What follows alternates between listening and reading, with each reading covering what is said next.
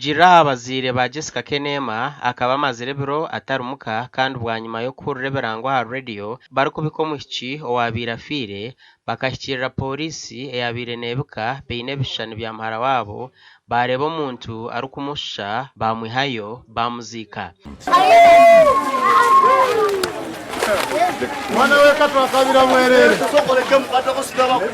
ati nabaza nawe nangambira muzimu nanye nagamba mpuriye cyo kwa muzimu twatandikira bagamba ngo kirango kirabirasimu mwabaririyo no mushyamba. Jessica Kenema najangwa akaza kutahira abanyabuzare beti yarebana bamuhunga bari kumweta muzimu bagumeze ngo bakamuzika nawe yashoberwa. Umuntu bamumpa na mureta muka umuntu rizikura ngano kwatata munju na muzika samanda bwike na rugayo nagenda ku masista wange gwo mugwa cyangwa nzero muhonini bangama ngo kafantu bona banyekanga nagamba kanta kafaga ngo kafana kanyo tinkafaga Mbone twina amashemero wotshemererwa munonga twamwaki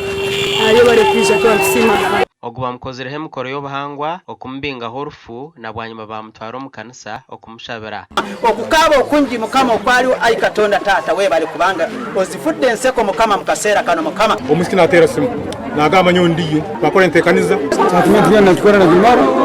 bantu commission genda bakuzikura umuntu wabo mukuru.